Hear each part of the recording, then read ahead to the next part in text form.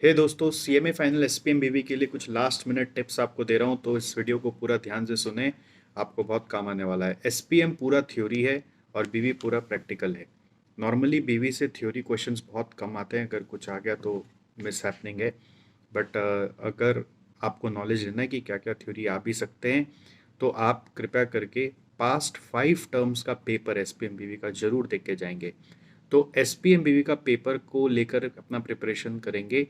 मतलब आप अपने जान में बहुत सारी थ्योरीज, बहुत सारे प्रैक्टिकल सम्स सॉल्व किए हैं अपने प्रिपरेशन में, इंस्टीट्यूट मैट को रेफर करते हुए, मैं मानता हूँ। बट एक बार एग्ज़ाम के पहले दिन लास्ट 5 टर्म्स का पूरा पेपर देख कर जाओगे। क्यों? मैं ये नहीं बोल रहा कि उसमें जो क्वेश्चंस आए हैं वो पूरे तुम्हारे छप के आ जाएंगे। बच्चों का ये मानना जो है वो गलत है, क्योंकि हर एग्ज़ाम में कुछ ना कुछ नया आता है और ये ट्रेंड हमेशा से रहा है। तो आपके इस एग्ज़ाम में भी कुछ नया आ सकता है। बट इससे आपको पता चलेगा कि थ्योरी में कितना डेप्थ में लिखना है और प्रैक्टिकल भी किस किस टाइप के आ सकते हैं। एसपीएम में एक ही प्रैक्टिकल आता है, वो economic efficiency of the firm वाला सम्स, जो कैलकुलस से या एमआरएमसी से होता है, आपको ध्यान होगा। तो उसका सम्स का सारा टाइप्स जो भी है वो देख के जाएंगे। ध्यान रखिएगा, सबका टाइप्स देख के जाइएगा, क्योंकि उसमें अलग अलग प्रकार के सम्स होते हैं। वो अब कभी कभी ऑब्जेक्टिव एमसीक्यू में भी डाल देते हैं और कभी कभी मेन क्वेश्चन भी बना के डालते हैं। जो भी आंसर लिखेंगे पॉइंट वाइज लिखेंगे। मतलब अगर एक पैरा भी लिखना है तो एक पैरा को एक एक पॉइंट बना बना के लिखोगे। मतलब पैराग्राफ में अगर 5 लाइन होना है ना, तो उस 5 लाइन को point A, point B, point C, point D, point E, फिर next para, point A, point B, point C, point D, point D, ऐसा माइंड में बना बना के लिखोगे। मतलब एक साथ घैन घैं घैं घैं घैं घैं नहीं करना है, पॉइंट वाइज लिखना है। और भले ही आप उस पैरा को लिखना चाहते हो तो आप A B C D E numbering मत दीजिए, बट आप उस लाइन को ब्रेक कर दीजिए। जिससे क्या होता है कि अगर आपने कम भी लिखा तो इंस्टीट्यूट के आंसर्स थोड़े से लंबे हो जाते हैं। और जितना भी लिखा, क्वालिटी अगर लिखा तो उससे भी पेपर आपका अच्छा चेक होता है। बीवी के केस में देखिए, बहुत सारे सम्स इंस्टीट्यूट मैट में। आई होप कि आपने कुछ सम्स मार्क करके रखे हुए हैं अपने लिए कि मेरे को ये क्वेश्चन लास्ट मोमेंट पे देखने हैं। ओवरव्यू देखने जाइएगा।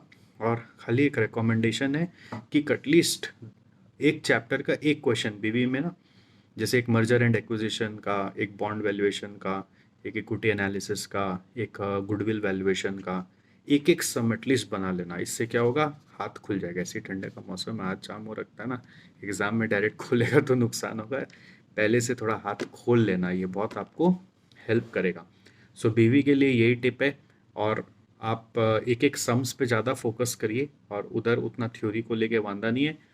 5 टर्म का पेपर ये आपका कोर है। और एक चीज़ ध्यान रखो, ये एग्ज़ाम प्रोफेशनल एग्ज़ाम है, इसमें कुछ भी नया कभी भी आ सकता है। ये आपके साथ ही पहली बार हुआ ऐसा नहीं है, हर बार होता है। तो कुछ भी नया आएगा तो उससे घबराएगा नहीं। क्या क्या समझाएगा, घबराएगा नहीं कि नया आ गया है, मेरे से तो कुछ नहीं हो रहा है। ऐसा नहीं, जो जो पहले आता है वो अच्छे से करेगा। जो नहीं आता है एकदम लास्ट के लिए बचा के रखेगा। लास्ट में जब टाइम बचेगा तो उसको तोड़ तोड़ के स्मॉल स्मॉल स्टेप्स में, जितना हो सके small small working note, small small.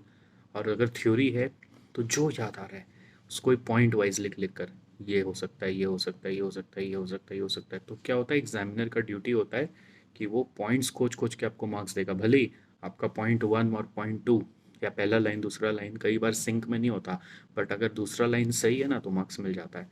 और वैसे ही प्रैक्टिकल सम्स है तो वर्किंग नोट्स जितना हो सके, note 1, note 2, note 3, note 4, note 5, भले लास्ट तक भी नहीं पहुंच पाए तो नोट्स बनाते बनाते सम्स को करोगे।